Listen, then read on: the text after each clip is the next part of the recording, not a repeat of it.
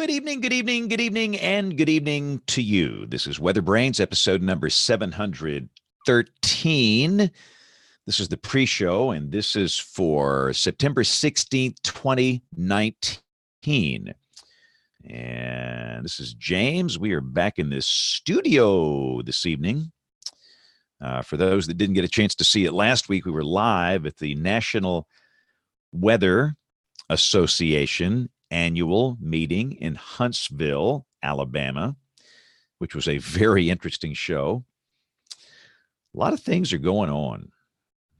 And we'll probably talk more about that tonight. I'm sure we will. See, Jason Samenow is going to be on the show from the Capital Weather Gang and the Washington Post.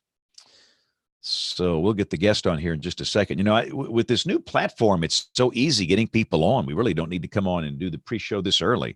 And if you're new to this, the actual program begins in 15 minutes. So just move the little scrub bar 15 minutes in, and you'll see the actual content here. This is where we do three things, and I think longtime viewers and listeners know what those three things are. We share boring personal stories, humorous anecdotes, and we say outrageous things.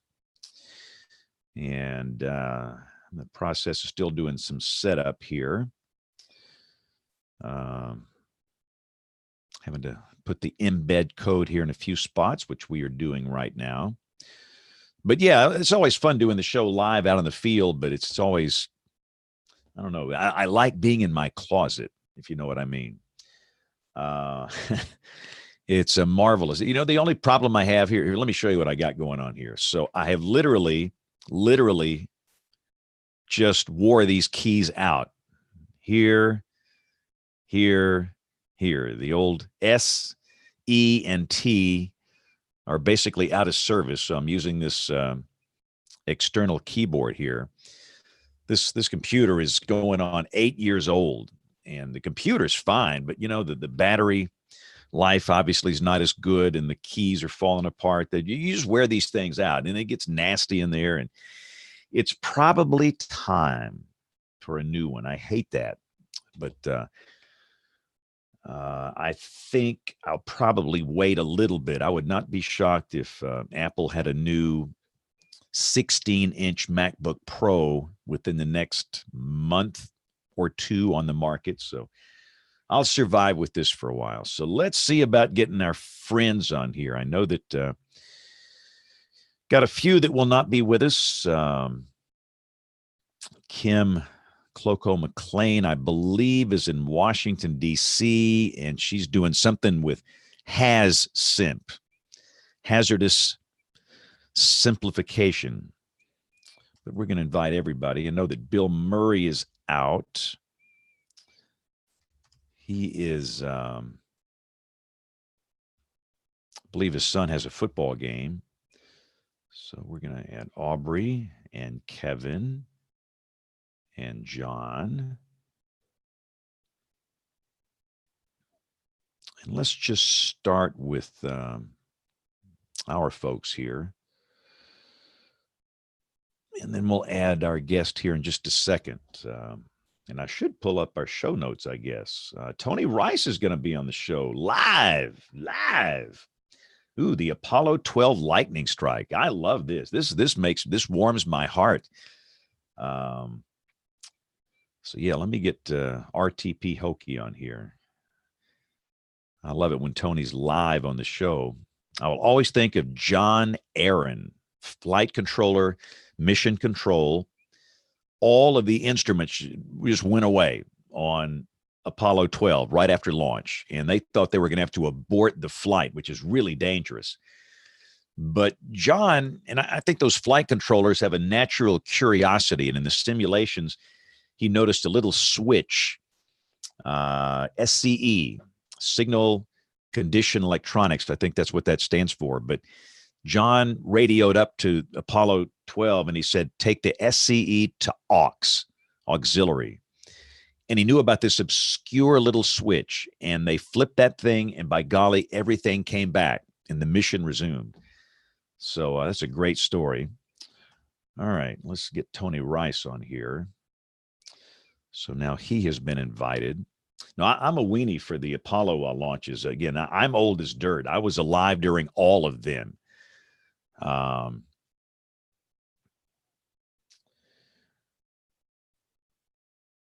And it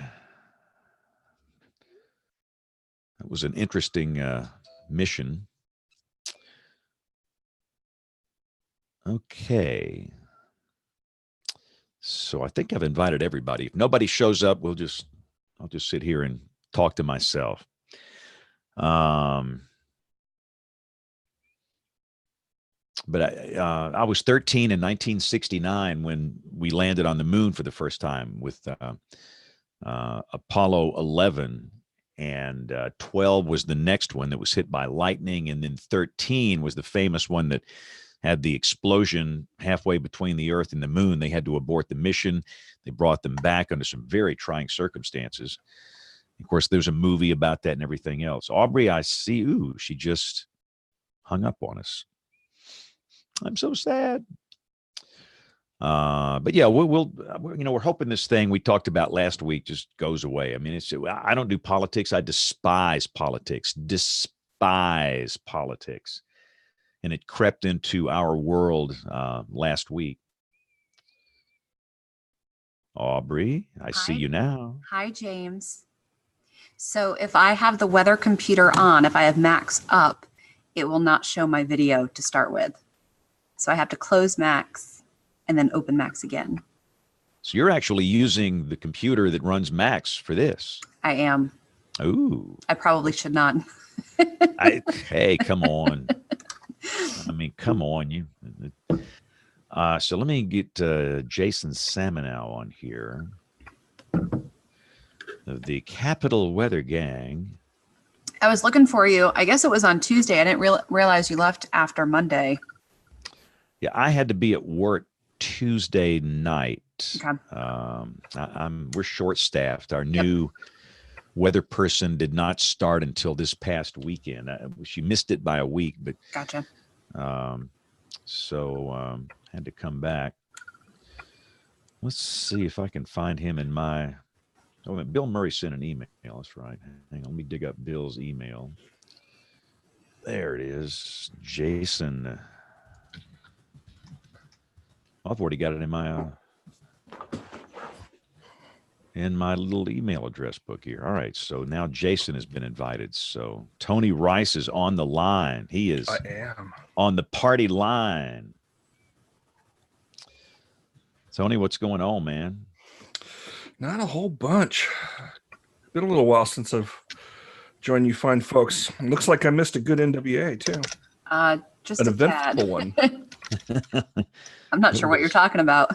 Yeah, no, nothing happened at this one. Nothing happened. That was. I've been doing this a long time, and I've never had one quite like that.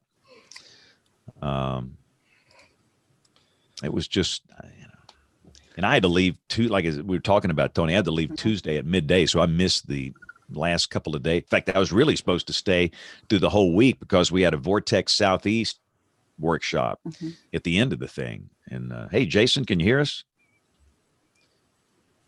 Yo, Jason. Hey there. What's going on? Can you hear me? Yeah, man, we're waiting Hi, on Jason. you. Hey, how's it going? Thanks for staying up. No problem. Night is young. The night is young. That's and right. That's a show title. There you go. I forgot my little wireless ear things here. So I'm having to go back to the old 10-year-old earbuds I found in this drawer here. But they work. They're unsightly, but they work. I mean, most Aren't people we listen. Yeah, exactly.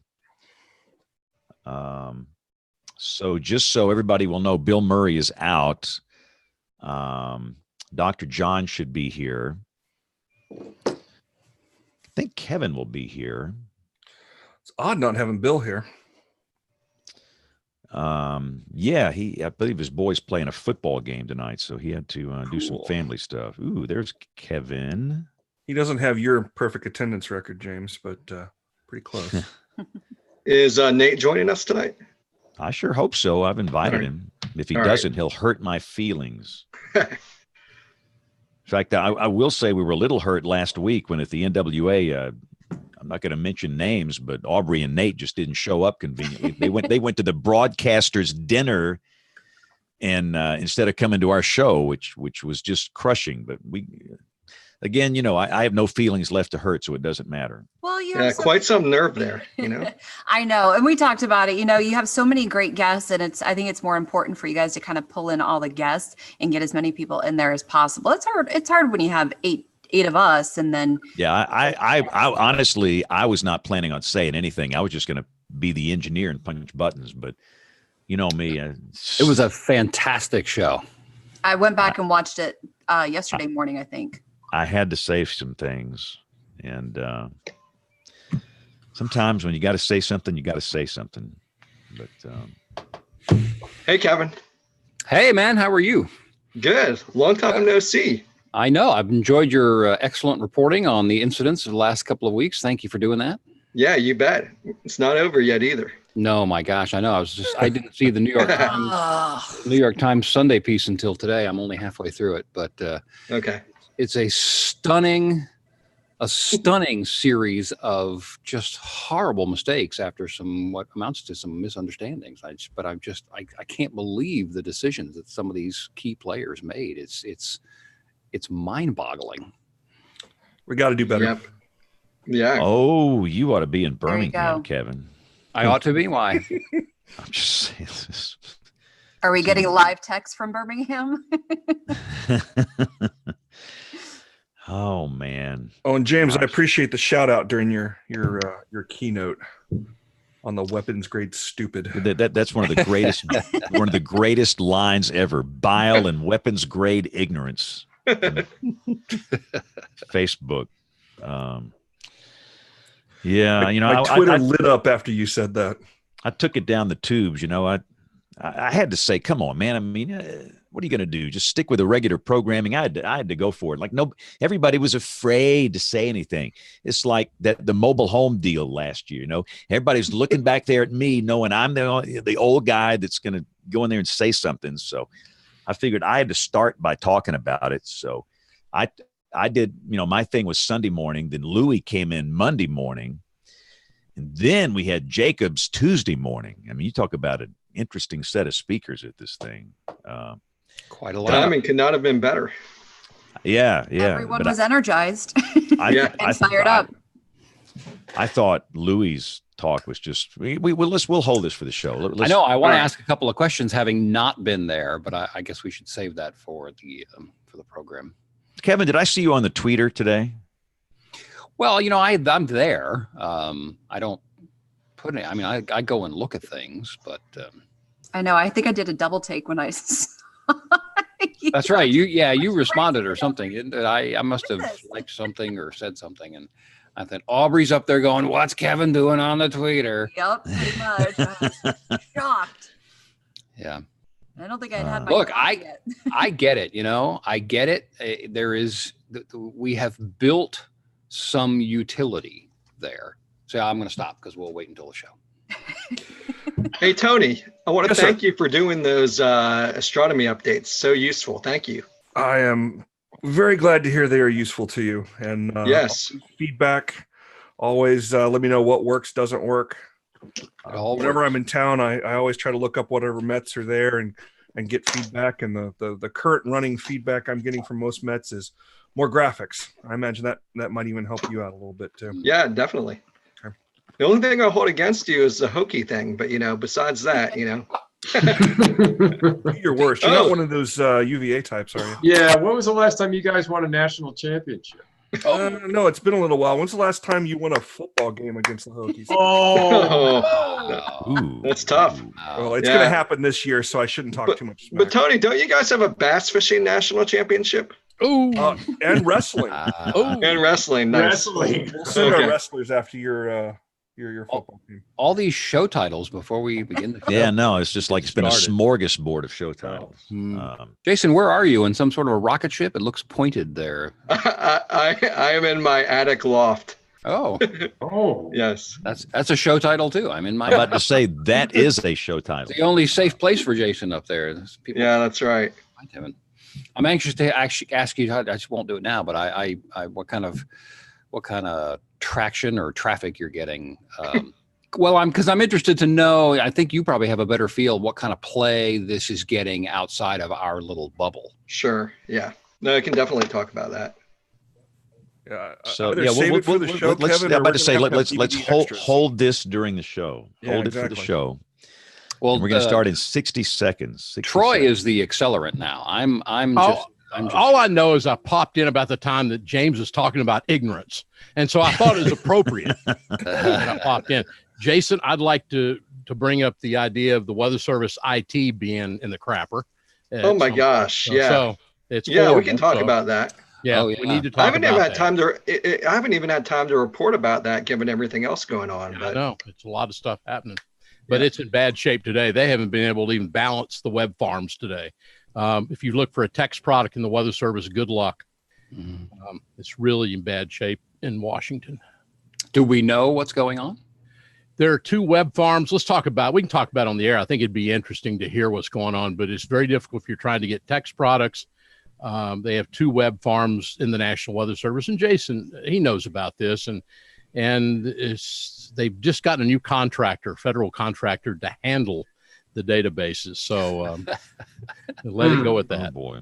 sounds like All a right, good well, choice. Good evening, good evening, good evening. Welcome to those watching on television. It is 30 minutes after the hour. John's cuckoo is chiming, so There you we know it's go. that time. Must be time to go. Must be time There's to the go. show title. Yeah. So it's we're back on regular time this week. For those on the television side, I know that you joined us in progress last week. We were live in Huntsville at the National Weather Association meeting, but we are back, which means we can get this sucker going here. We're going to get the audio channels recording because we have much to discuss. Tony, is everybody on here that needs to be on here? Are we good? Far as I know. Okay, I think we're all here. So let's go. Here we go in 5, 4, 3, 2, 1. Hey, this is WeatherBrains, episode number 713. This is the weekly show that's all about weather. This is for September 16th, 2019. We are almost, Troy Kimmel, to fall. Yeah, it got all the way down to 101 here in Austin today. So we're stripping it all off here. So There's another one. That's your show title. That is the show title right off the top. Right out of the gate. And I didn't say it. That's almost as good as Late Night Dirty Dancing, which was one of our recent show titles. So when is autumn start here? When is the equinox? It would be week from Monday. today, isn't it? Tony is our it's astronaut, it's next astro Monday. guy. It's coming up. But I So have we've that got- argument with you people all the time about when these seasons start. You seem to want to rely on that calendar too much. When we Yeah. got that perfectly Actually- good sun out there actually- to tell us when these things happen. Tony, it's on the 23rd at about, I'm having to look at it, about 1:50 Central Time, I think, in the morning. Now, is this the one where the people run around naked somewhere, or is that the No, solstice? that's in Austin here all the time. So I got dressed up for this show. So Wow. Oh, So needless to say, we're going to have a lot of fun. And we were live last week at the NWA, which is always a fun time. And Speaking Dr. of John, running around naked. yeah, Dr. John, thank you for Hey, watch keeping it, Tony. things in order last week. Thank you for handling the interview segment. You were great. Thank you. oh, thank you, James. That was a great show. Boy, did those 2 hours go by fast. Yeah, there's so many people come through and so many people to talk about, and just brilliant people. And goodness, we had a great time. So for all that did come by, thanks a lot. So John, you're going to send us some cooler air, I hear. So has it arrived in Pennsylvania yet? No, not quite. We are going to get a bit of the cold air damming situation, as Jason knows and Aubrey knows very well, and that's going to stabilize us for the next several days. It's amazing how the spigot got turned off here. I don't know, a month, 6 weeks ago. It's been very dry. My yard's turning into concrete. Yeah, well, we're in the same issue here. We have the dryness and we have the heat, and we're not going to get any relief from the dry conditions, but we'll take the wedge. We got the cold air damming, and it's actually going to work its way in here, by Thursday and Friday. So instead of having a blast furnace. It's just going to be hot. So we'll take that. Troy, how was the heat in Austin today? What'd you say? We had a 101 today? Yeah, 101 Camp Mabry, first order climate site here in town. We had 99 at the airport, James. Little disturbance coming in from the Gulf right now. I'm looking at precipitable water values coming on the Texas coast of almost 2.5 inches here in the next day or so. Ooh. And we're going to see Houston, College Station, areas like that probably getting more in the way of rain. QPF, as much as 6 to 7 inches in some areas along the coast. Here in Austin, maybe half inch to about 1.5 inches, but it would be the first real rain we've had since the early part of July. Awesome. All right. Yep. So I see John is screen sharing. Little water vapor, John. There we go. Yeah, there it There's is. that disturbance heading towards the central Texas coastline. Exactly. That's a good color table. Where's that from? This is actually from Penn State. Oh, okay. I like that Yeah, one. Yeah. We can see the URL up there in the box. That's such a good look. So Kev, I guess this won't really affect you, will it? I'm kind of wondering, we're going to see later if this thing can pitch enough, a couple of showers far enough west, not directly, but, enough to get our eastern counties maybe later in the week. But no, I don't think a big impact for us. It looks like, Kevin, this thing goes more east of Dallas, Fort Worth, up toward Texarkana with time, or more to that area to the east of you a bit, I guess, huh? Yeah, I would agree with that. And note the monsoon thunderstorms out in Arizona tonight. Yeah. Monsoon season continues, and I like it. So I can sit here and watch this stuff all day. Me too. Beautiful image. You ought to be a weatherman. I should. There you go. Another show title. That's a good one. That is Aubrey, how was your NWA experience? Oh, it was eye-opening. It was it was very good. I left James, I don't know how you only get 3 hours of sleep a night. By Wednesday morning, I almost could not function on 5 hours a night. Wow. I was dying. And I just getting up at 6 a.m. was painful for me. So I barely made it home, but young people need more sleep. When you get old, it doesn't matter. So that's the deal. All of those comments prompt the question, did you use the bail money? Oh, you know what? It was close one night, but Lord. I did not. I was there at 8 a.m. every morning. So even on Wednesday morning, I powered through. And but it was some great sessions. It was some great talks, and I went back and watched the show from last Monday night because Nate and I were out at the broadcasters dinner, and it was just a really good. Yeah. It's always a great time, and it was a really interesting year, and interesting to witness what happened. Yeah, so timing is everything, right, guys? With this, I mean, timing is everything. Yeah, and we're going to talk about it again before we get into the Apollo 12 thing, because I think we still need to. But let's bring in Tony Rice. Tony, I stole one of your lines. One of the greatest lines ever describing Facebook, a place of bile and weapons grade ignorance. What he called me, I thought. So accurate. I'm where did that happy come to from, have, Tony? Donated that to the Webosphere. Where did you come up with that? Is that something you read somewhere? You made it up on your own? Where did that come from? I don't know where I got that from. It's probably cobbled together from a lot of different places, and really it comes from. So I do some work with the local NBC affiliate here, Nate's former station, WRAL, and just the nature of Facebook. In order to do the Facebook Lives, I have to see all of the comments that come from the viewers. So it kind of colors your opinion of your fellow man. I think James is having it crocheted on a pillow for his office. Oh, wow, boy. this is the show for one-liners here. Yeah. So let's bring in Jason Samenow, our friend from the Capital Weather Gang. Jason, thanks for all your work, man. I don't think everybody ever thanks you, but I'm thanking you. Your stuff is fantastic. Yeah. Hey, thanks so much. Really appreciate it. Yeah, we work hard. I got a whole team, and it's a blast, but it is a grind. It doesn't turn off. I mean, I think of course, everyone was really busy with Hurricane Dorian, and then it's 5 o'clock on that Friday, and Dorian is headed up towards eastern New England, and I think, okay, my job is done here, and then NOAA puts out that press release. And then my whole weekend is basically ruined, and then much of the following week as well. So, yeah, that's been pretty crazy. Is that the first point at which you started paying attention to it, or did you have some reporting and reporting work prior to the NOAA? Yeah, no, we had reported on it prior, Right. just that it had happened. And I think we were one of the first news outlets to talk about the extended cone into Southeast Alabama that was drawn on with the Sharpie. So I think we were one of the first outlets to hit on that. But we kind of thought it was going to die down.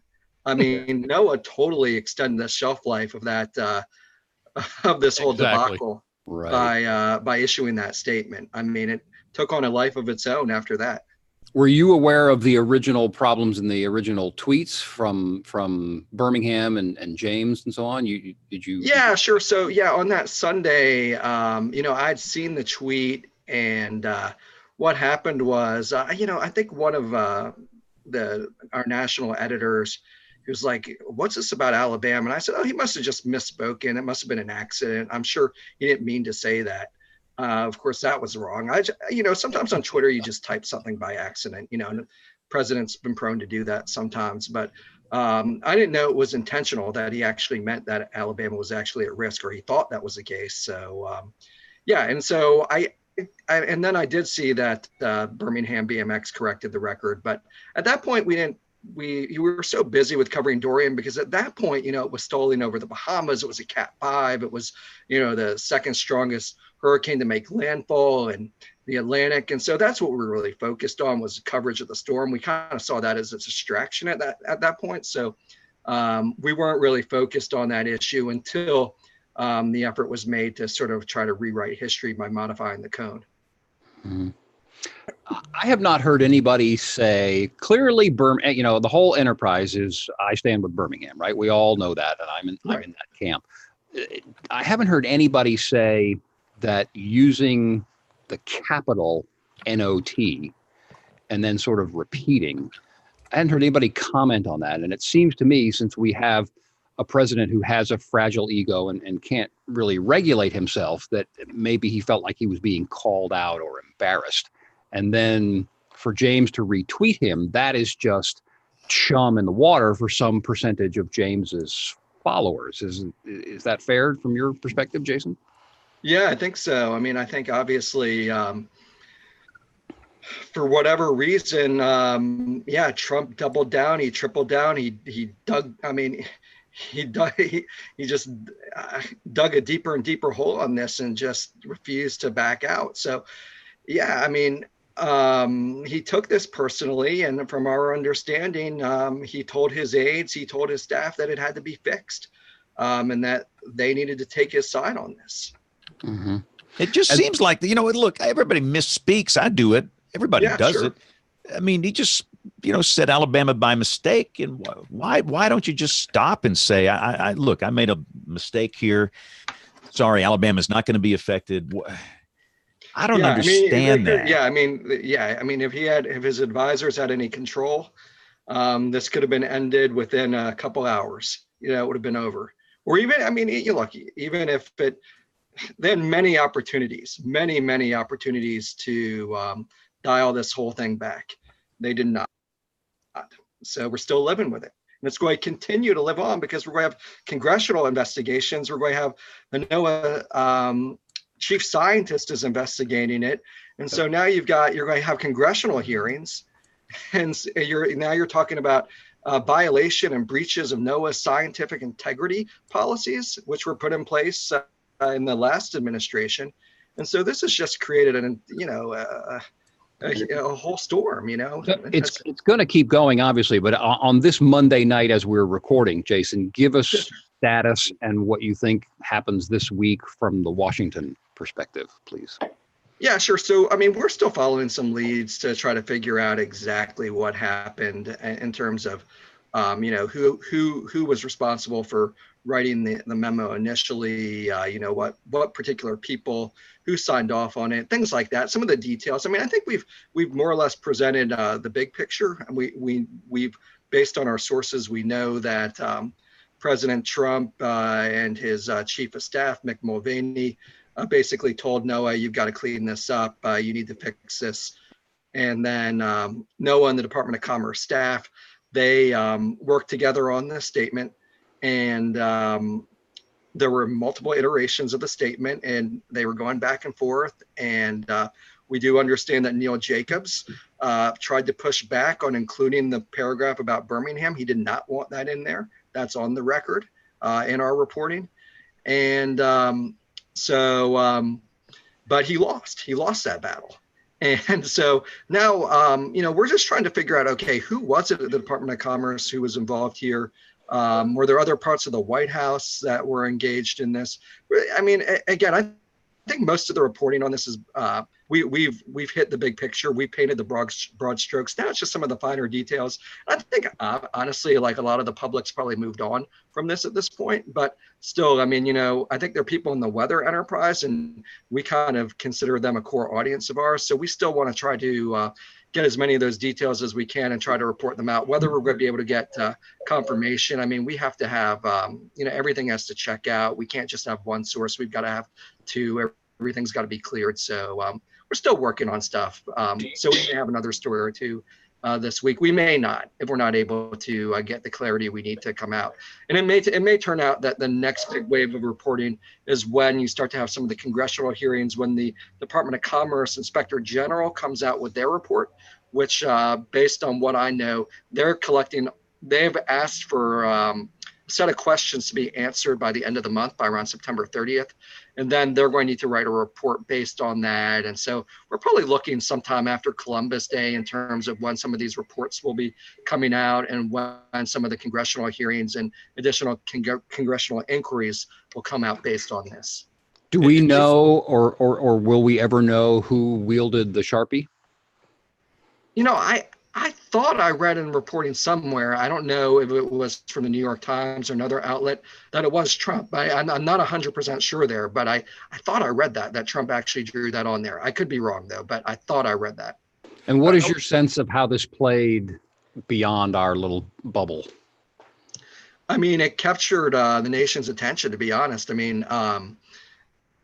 mean, our style section today, the Washington Post style section on the front page, had a whole sort of oral history of how it went down, talking to various pundits and former NOAA officials and various people who were sort of involved in the whole thing. So we did that, and even the piece I wrote last Friday afternoon, which covered the email that Neil Jacobs wrote to staff trying to repair the damage, basically saying he stood behind Birmingham and that he understood that they were trying to do the best thing and how much he valued and trusted what the Weather Service was doing. It was kind of a pep talk to sort of try to boost morale back, because I think one of the consequences of that whole episode was that I think there were forecasters at the Weather Service and people who were losing trust in the leadership. And so this was an initial attempt of Jacobs to try to build back some of that trust. But that story did pretty well. I mean, that was leading the website on Friday evening. Of course, there wasn't much else going on. But I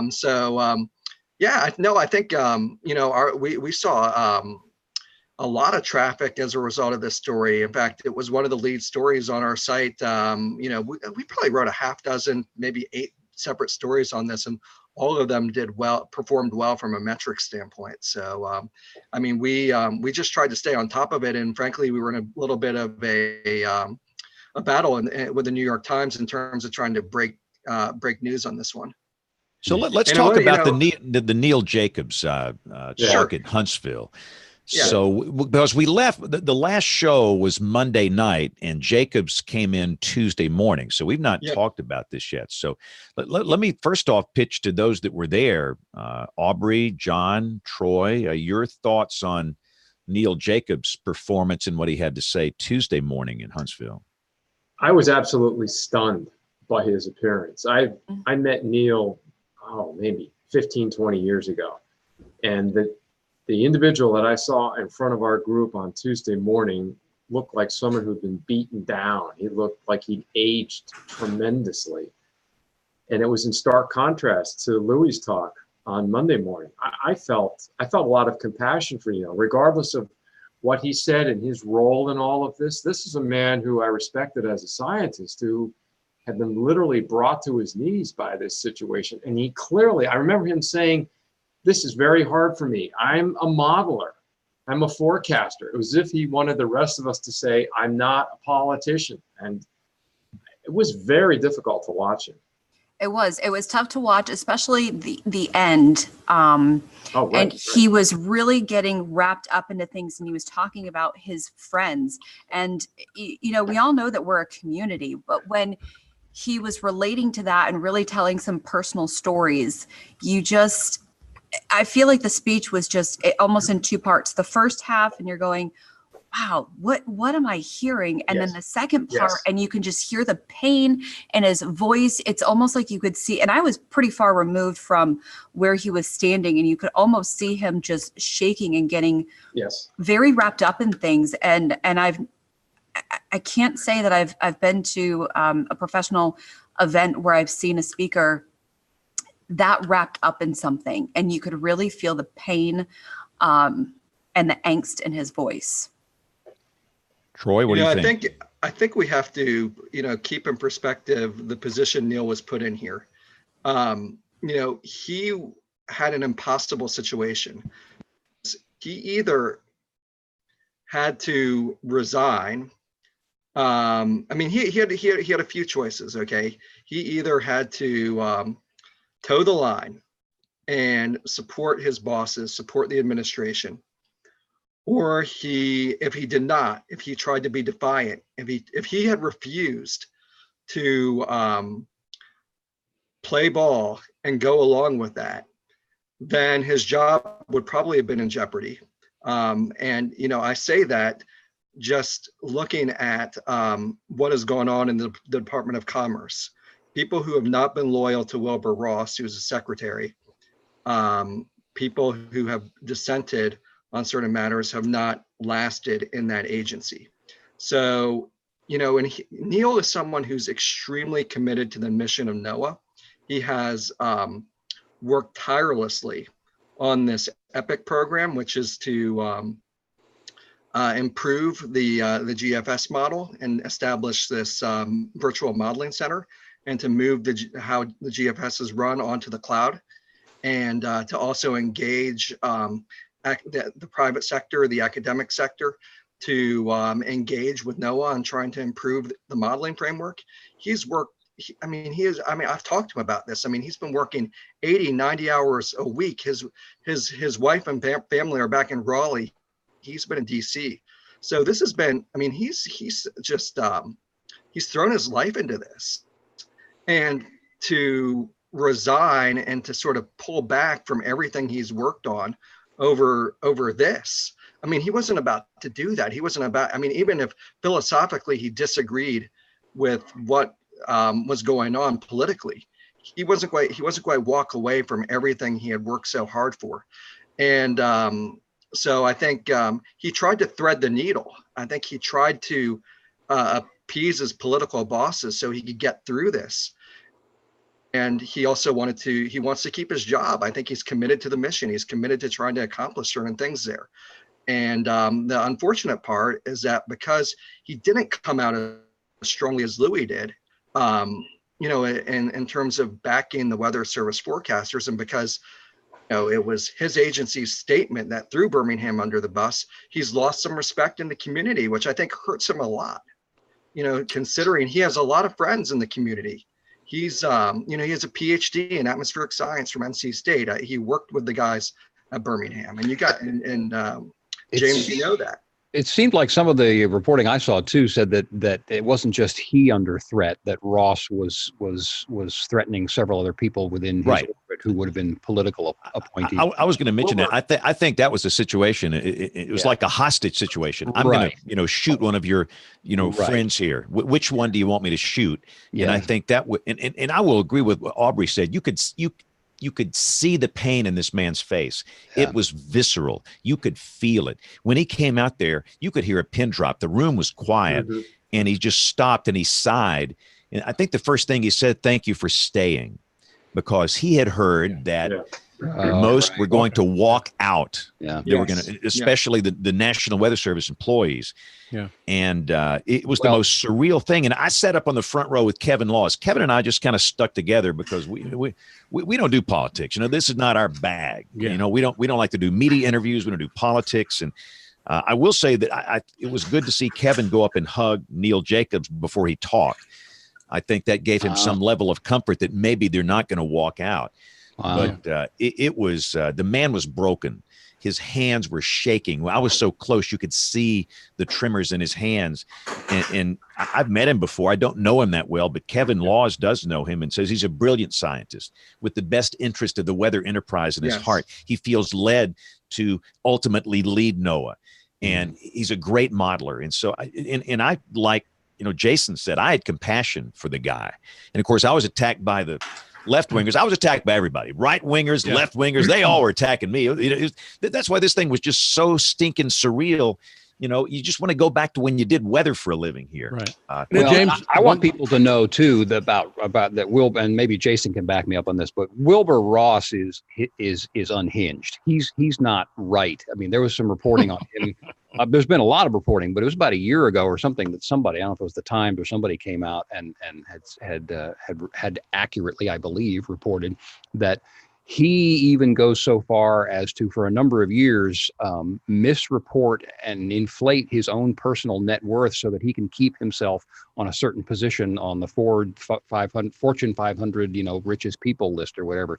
But he actually misrepresents himself just for his ego's sake in order to do those things. And so he's unbalanced. And so having somebody like that call you on the phone from Greece has got to be really difficult. And I agree with James and Vales. I saw Neil Jacobs speak in Norman like a year ago and was fortunate enough to kind of stand around afterwards in a small group. And he's very poised and polished and speaks well. And so to hear that he was, so rattled is quite telling. Well, James, the one thing that everyone that I've talked to is at that meeting and saw that was exactly what Aubrey was saying. It was uncomfortable.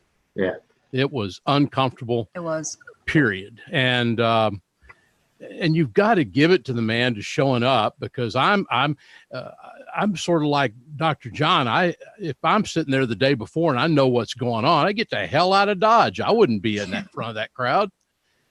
So you got to give him that much. But it was, everyone that I talked to just talked about how they thought it was so uncomfortable to watch that. And Tony, we're going to get you in a second. I promise, Tony, but go ahead. Jason, go. Yeah, no, I think it's also important to point out that, Neil took this job not because he has political aspirations. It was because he wanted to help NOAA and advance the modeling. And, but I think, and people probably told him this. I'm sure he was given this advice or this word of caution before he took the job. But you take a political job like this, you go work for an administration like this, which is so politically charged and so polarizing and mixed up in so much controversy. Unfortunately, even if you have the best intentions, you have to understand the consequences, the potential consequences of working in an administration like this, that you could be subject to a situation like this. So, I feel terrible personally, just sort of removing myself as a journalist who's trying to report on this objectively. I personally, I feel terrible for Neil. On the other hand, by taking this job and working in this administration, it comes with a territory. And, I'm hopeful that, Neil gets through this, that his health is okay, that he's able to rally from this. But I know it's taken a toll from everyone I've talked to. I got to tell you that James and Kevin's walked away to the set there and got everything going. But I'm trying to figure out if Troy or James or Kevin could work for this administration. Folks, I'd be out of there so quick there'd be fire on my tail, because I would tell the big man off about like that. I can't imagine. I cannot even imagine it. I would last 1 minute. Has anybody heard from Kelvin Drogemeyer from OU? Yeah, I wondered about that. Yeah. I mean, Jason, do you know, how's he doing up? I've not heard from Kelvin since he went up there. I think he's very intentionally keeping himself as scarce as possible. But stay tuned is all I can say on that one. Ooh, okay. And I was going to say, at the end of the day, the frustrating thing is that the science is going to suffer. Exactly. That's what I want to say. I've got about 1 minute to show, if I can step in for 1 second. And that's exactly what Jason was alluding to, is we have a brilliant scientist, someone who is amazing in our field, and we've got politics wrapped in it. And I think James and Kevin Laws both said this. We're not political. You know, we don't want politics and weather. This should not be political. And unfortunately, it is. And are we are we sacrificing a lamb here? The GSF is not going to get any better this way. Good point. And we have bigger fish to fry. We have 23 people that died in the state of Alabama this year. We have who knows how many thousands of people in the Bahamas who have died, or hundreds possibly, in Hurricane Dorian. Those are the things that we need to be focusing on.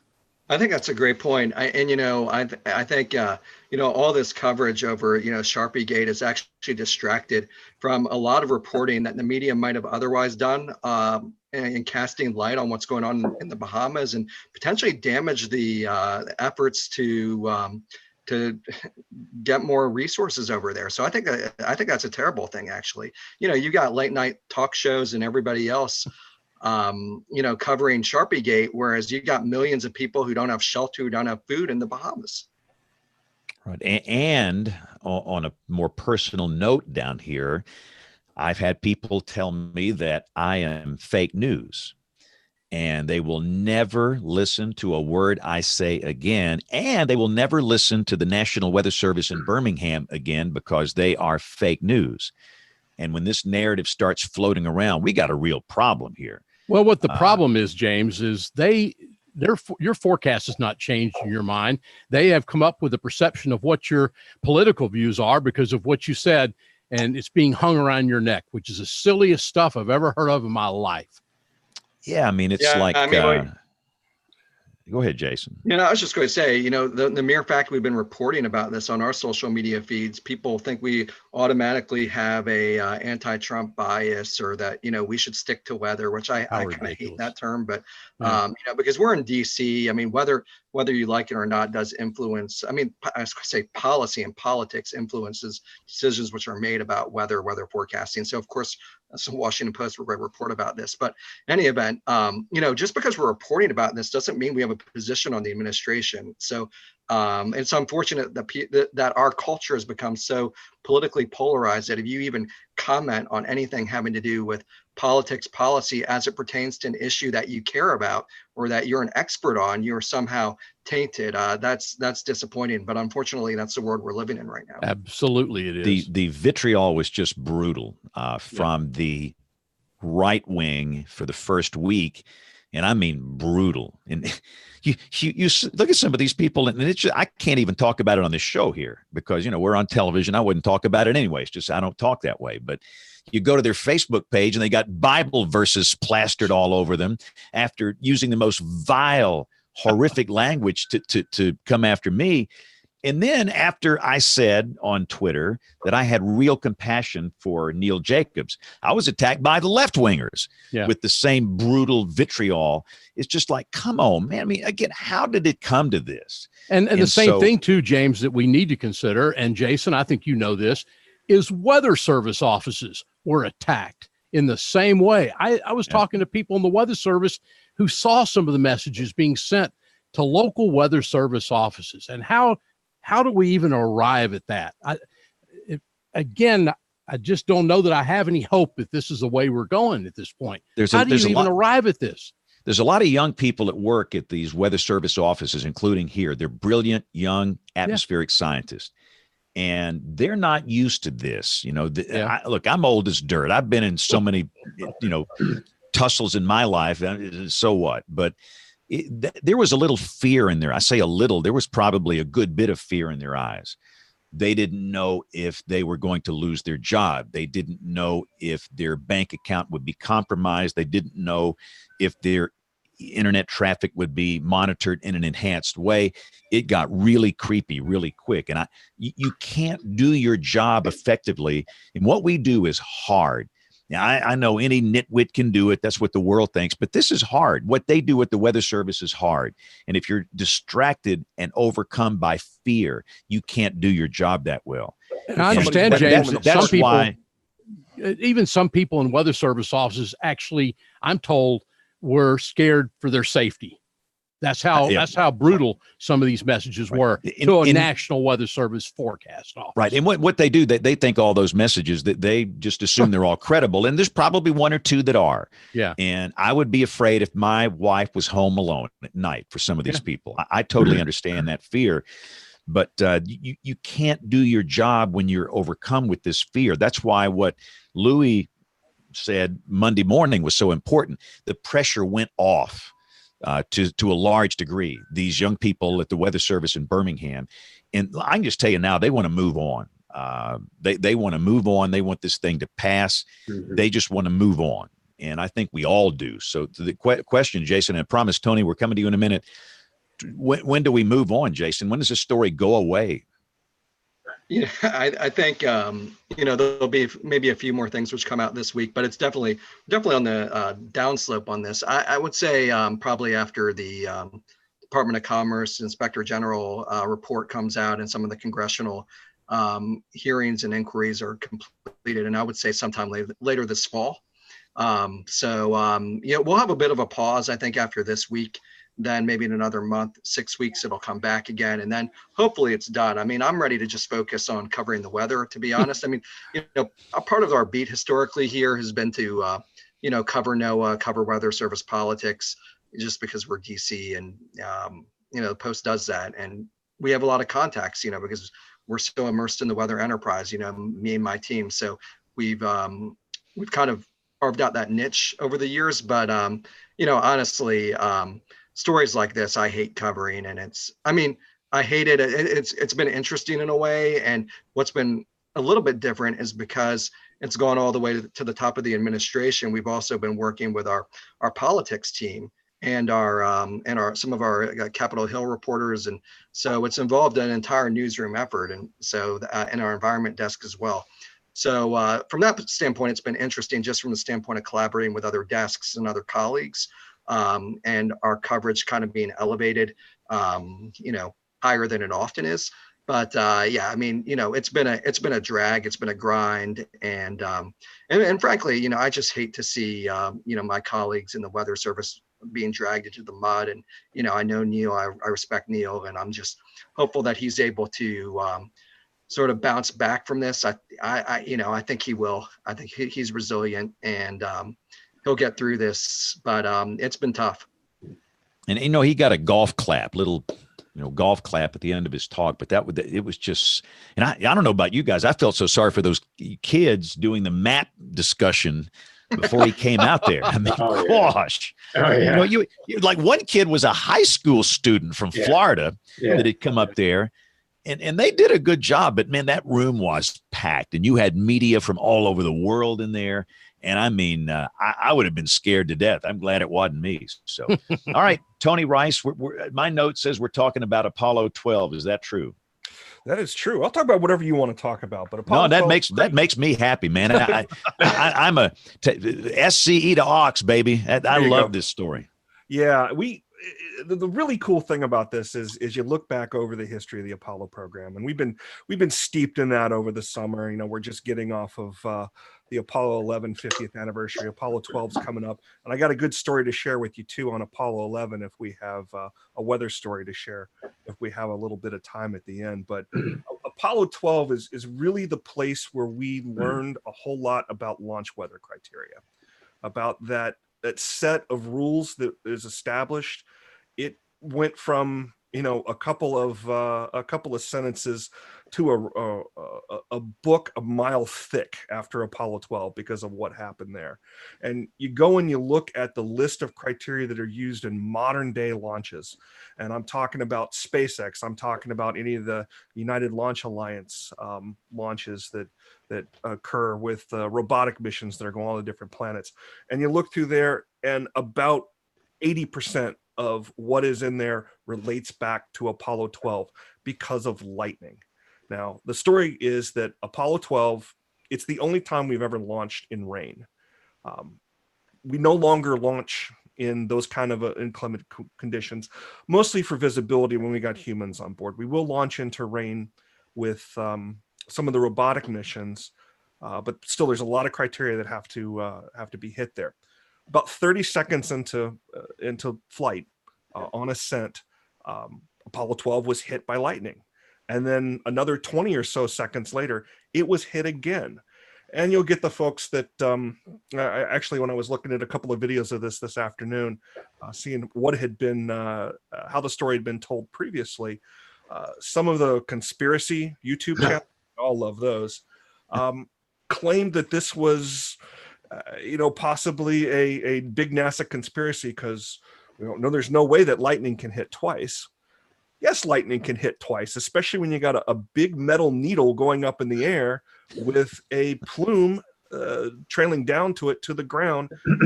Productive, and that's why these things get hit by lightning, and why it's such a big concern. There's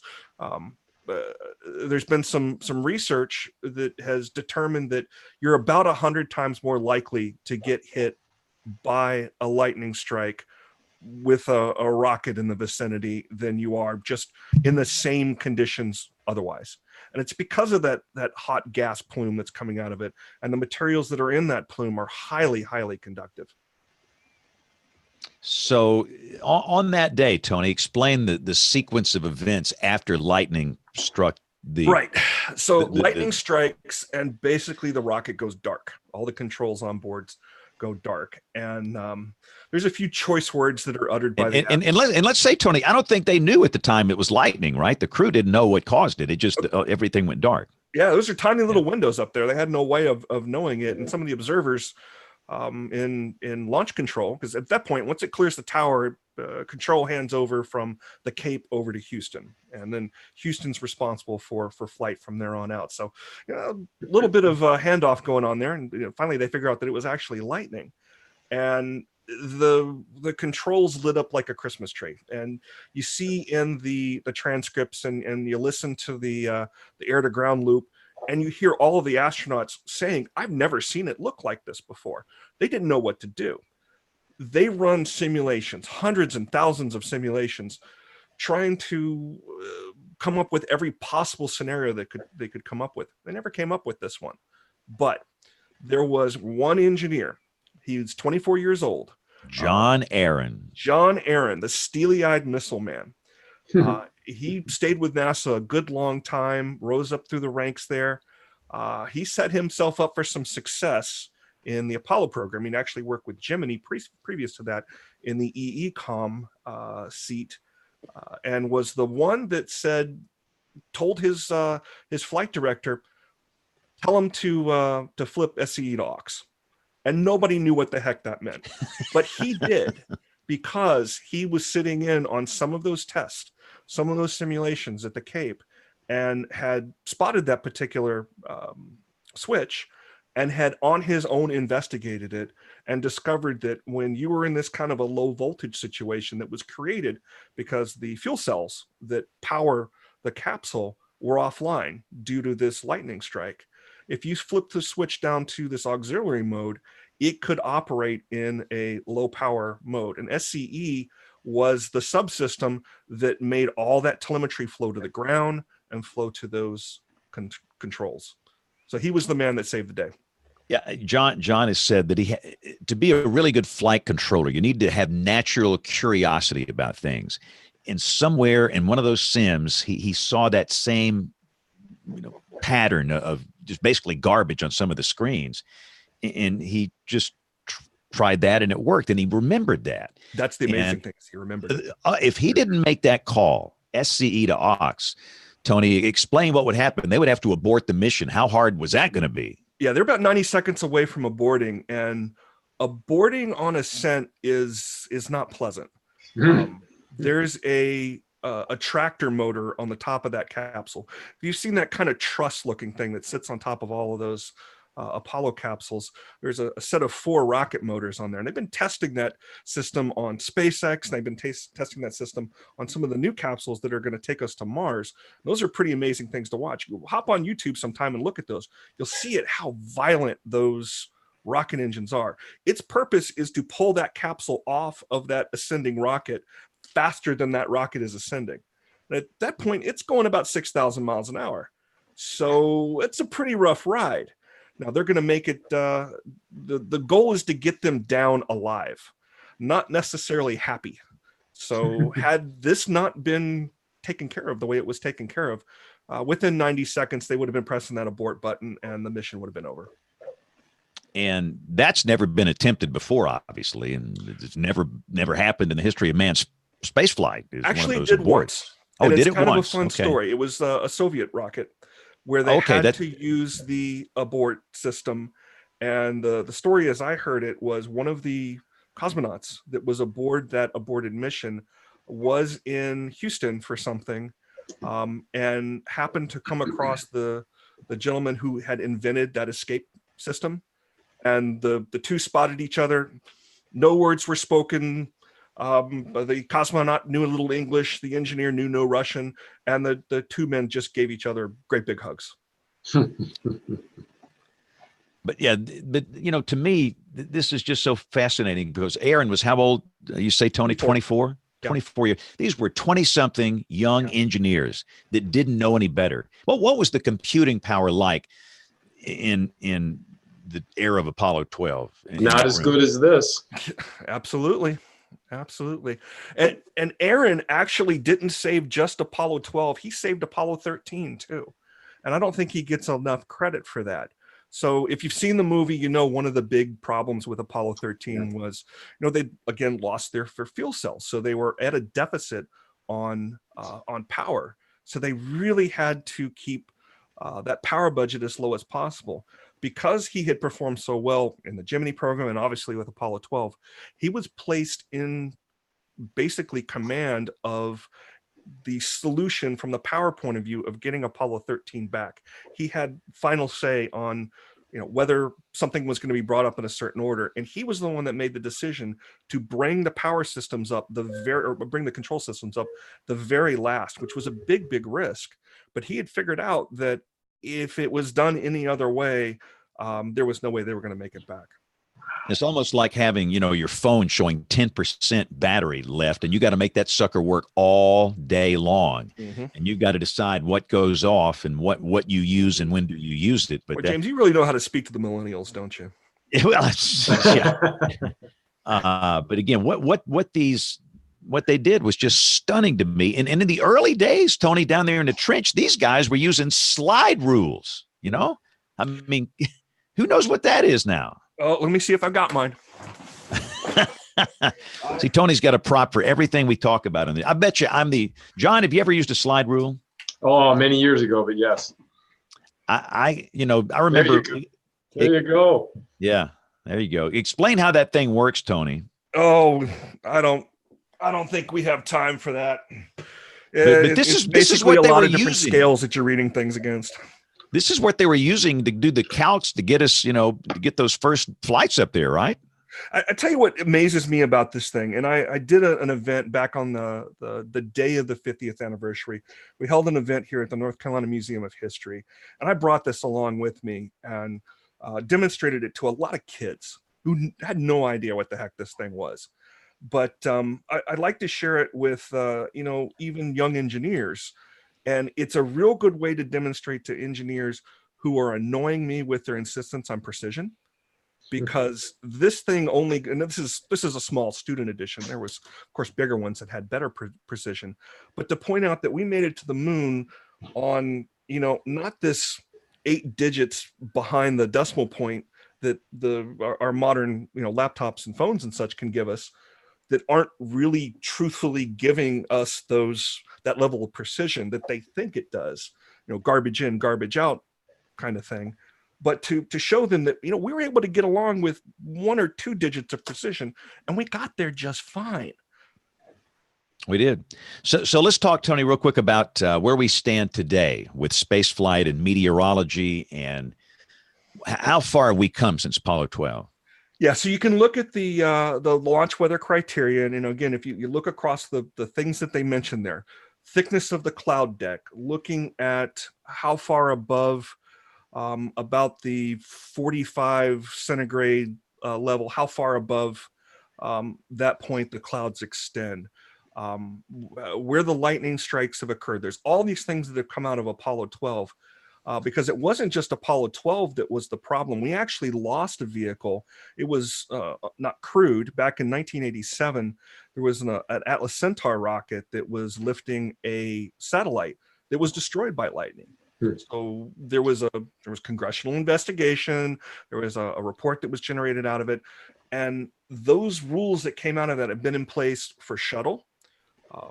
It had to be just about a perfectly clear day to launch shuttle, and a lot of that was because of the rules on being able to bring that vehicle back to the launch site should there be a problem. It didn't have a launch escape tower. You actually had to bring the shuttle itself completely intact back to the launch site.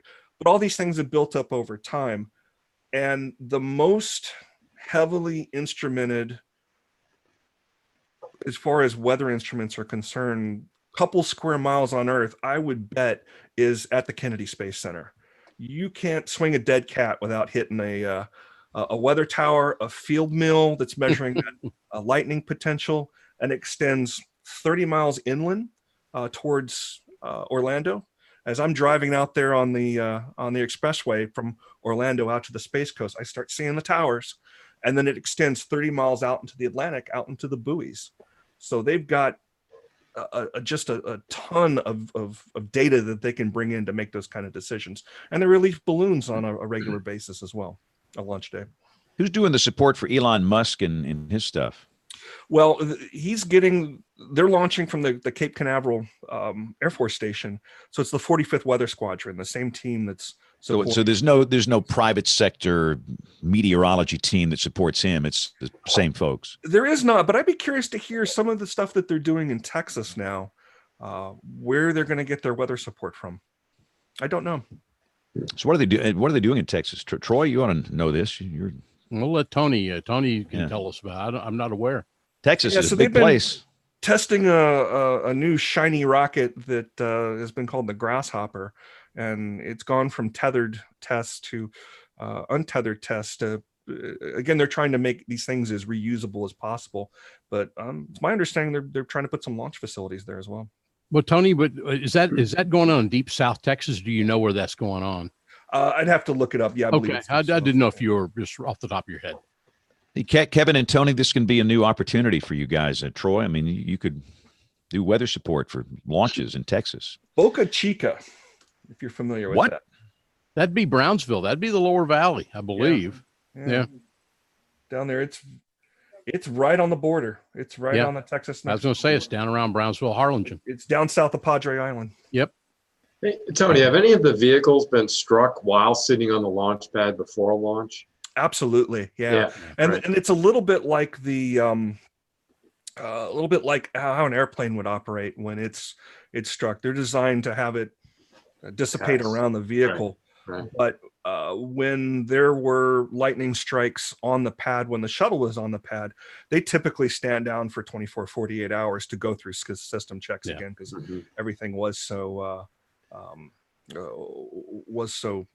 susceptible to those sort of things. I remember driving down with my family one time. We went down to see a launch, and I'm heading down I-95, and we're getting to about the Titusville area, and I'm looking over to the left-hand side trying to spot some of the towers and such, because you can start to see them on the horizon, even from I-95. And about that time, I see a lightning flash hit the top of the shuttle launch pad to the point where I could actually see the silhouette of the shuttle.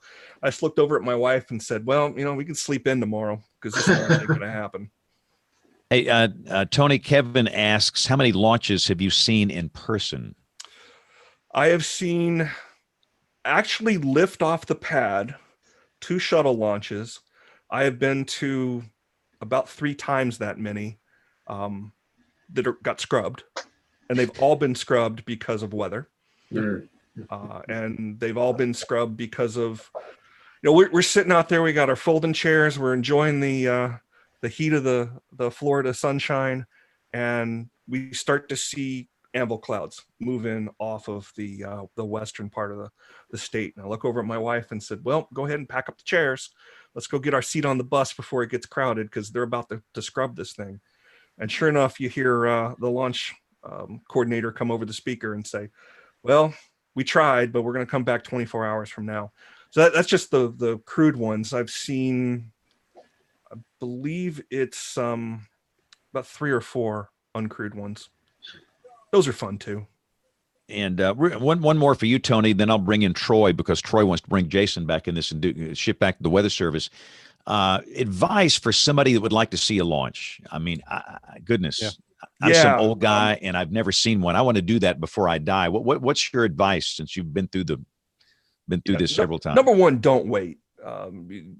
It happens a lot more than you think it does.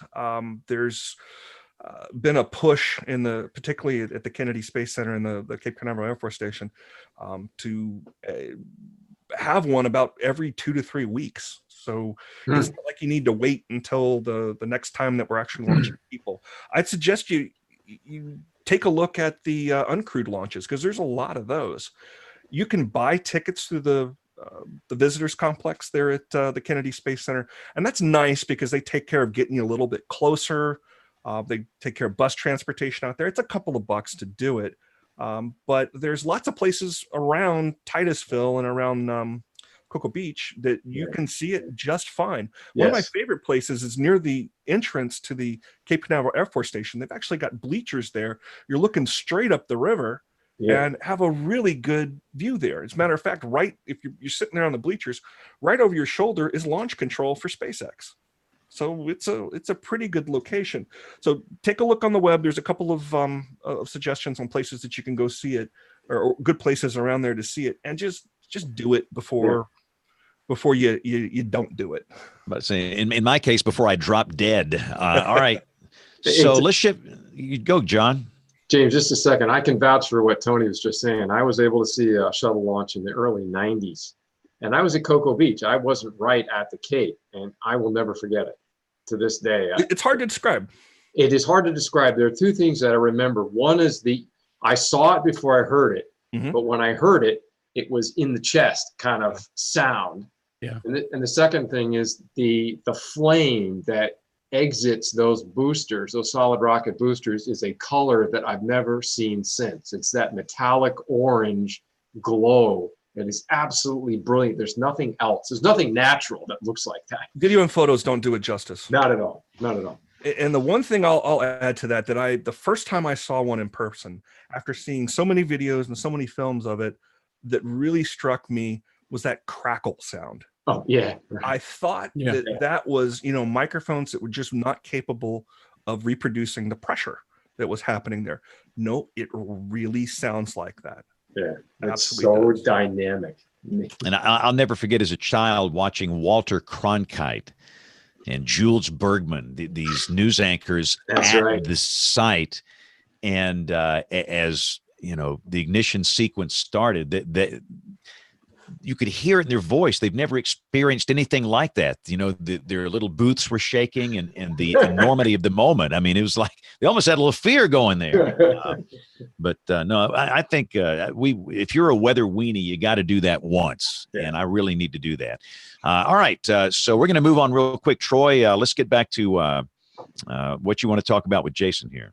Yeah, Jason, you and I have talked offline about this a couple of times, and I kind of wanted to see, and I know you've had other things occupying you and your staff's time up there, but are we hearing anything, Jason, at all? I mean, I'm sitting here tonight, just now got an email that I get them delivered off WeatherWire, which I have here in the office, and here's an update from the senior duty meteorologist a little while ago. Degraded web services, forecastweather.gov, the point and click page is still degraded. They've been degraded now for the last 4 or 5 days, on and off. This has been since the weekend. Digitalweather.gov, they have a web farm basically in your Kansas City, Missouri web farm, one in Maryland, and they're supposed to be mirrored all the time. And if you go in looking for text products right now, good luck. This thing is it's messed up. And I'm just wondering if you've heard anything, Jason, about this and what the status is of the IT at the Weather Service. I've never seen anything like it.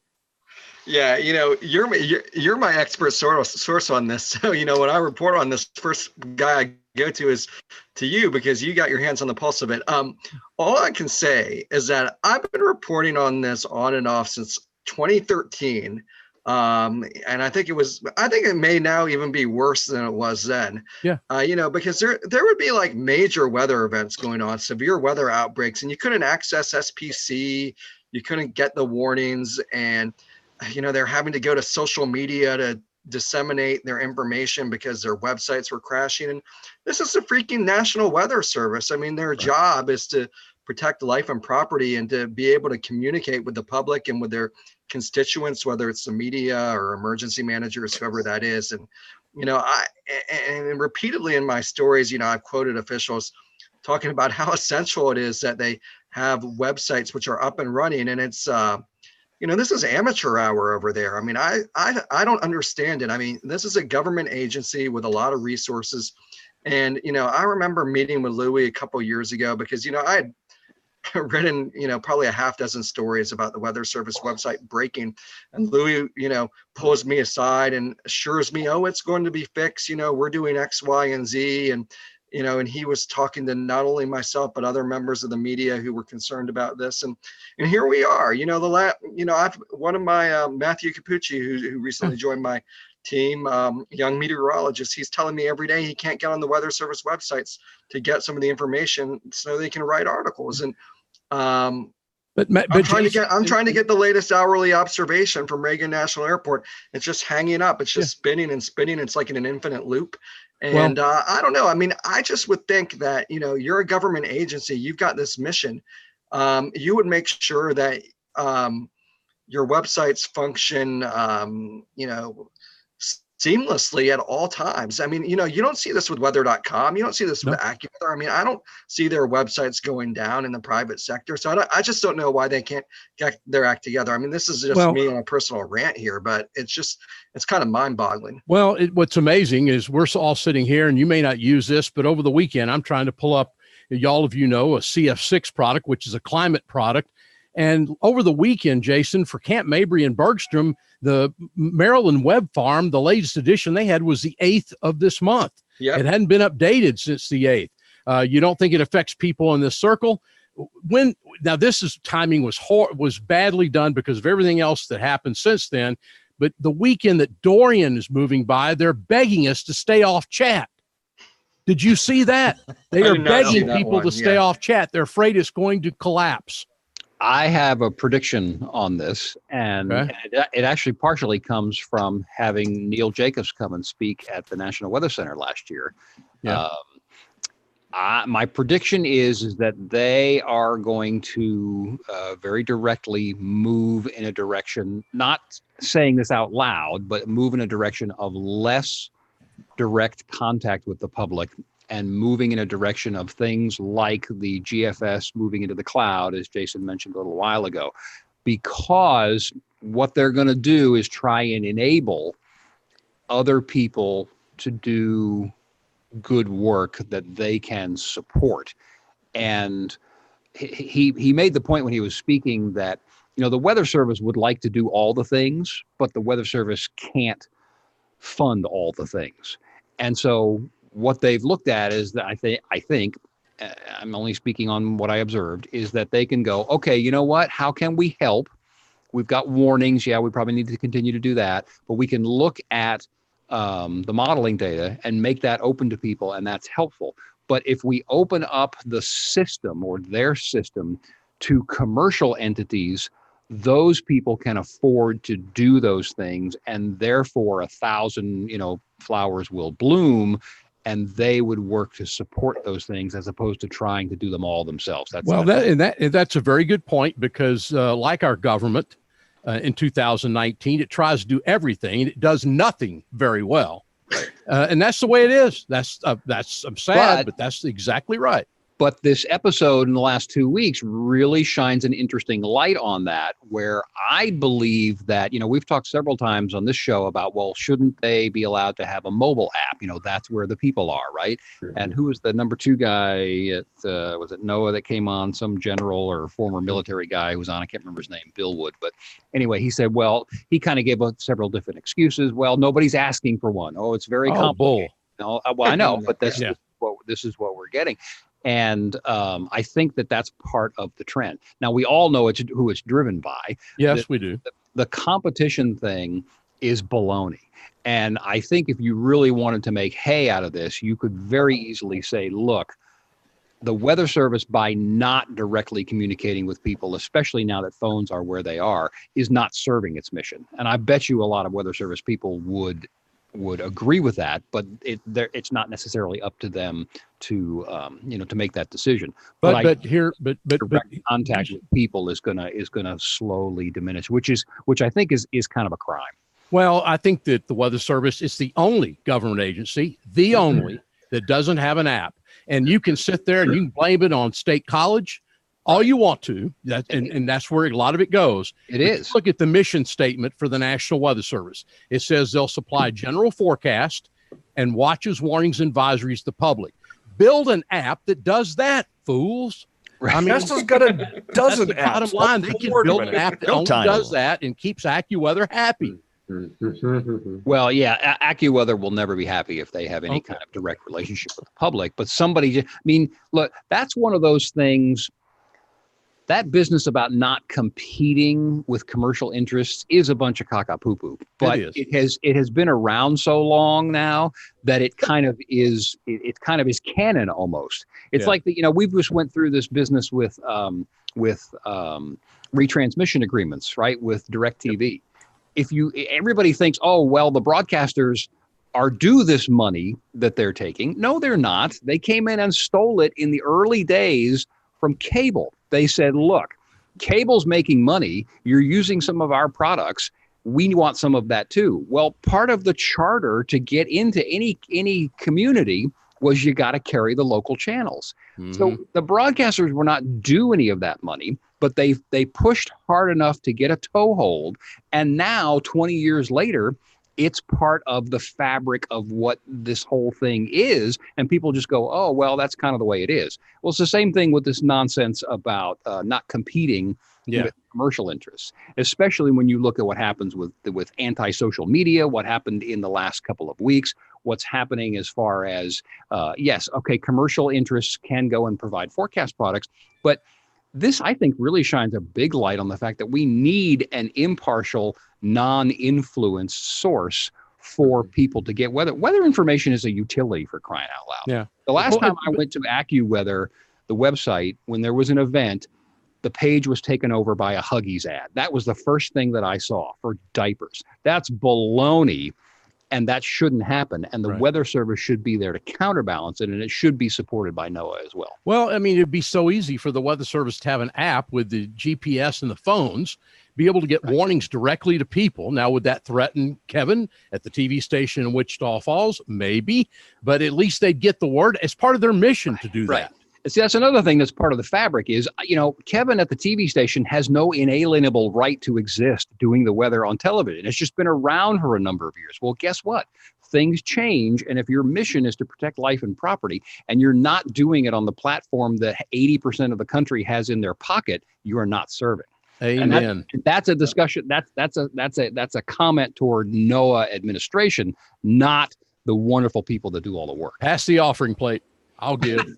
The next generation of meteorologists in the Weather Service, a couple of whom we saw several at the meeting, but a couple of whom are just, their rocket ship to the stars is astounding.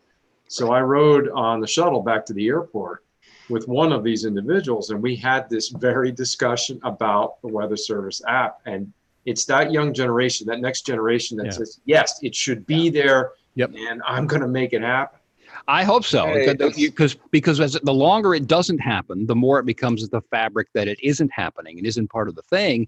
And there's going to have to be a major shift at the top NOAA level. But you're still going to have these interests like AccuWeather that will try and keep that under their thumb, and it's because of their commercial interests. But the forecast is a utility. It should be available by some, and especially warnings, watches, and advisories. Yes, and the idea. I mean, the idea that it's too hard, like that guy Mike Smith that was here a long time ago saying, "Well, it's very hard to build an app," and I mean that is ridiculous.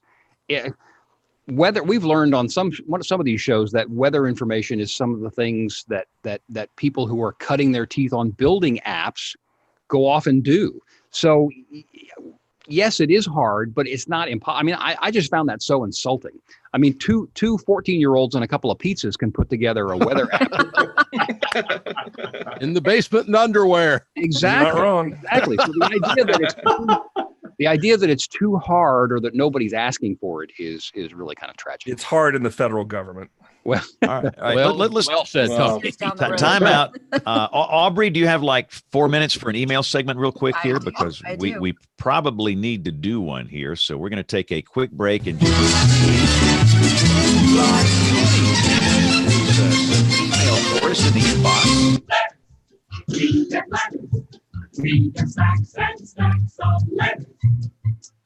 All right. The first one comes in from our own friend, Tony Rice. Ed Petrosky at WPDE in Myrtle Beach shared this on Twitter. So a viewer spotted him and his parents at a local restaurant, anonymously paid their bill and left the note. Ed, thank you for always being honest and realistic, especially during hurricanes. P.S. It keeps me from having to strangle my wife.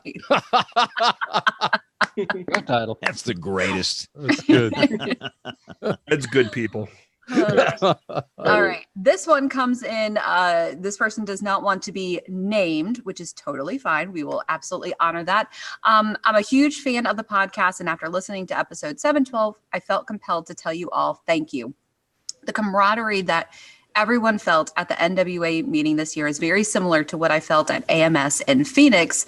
The Weather Enterprise, it kind of just basically says, the Weather Enterprise has been affected so much this year. And, we kind of go back to the beginning of the year with the furloughs.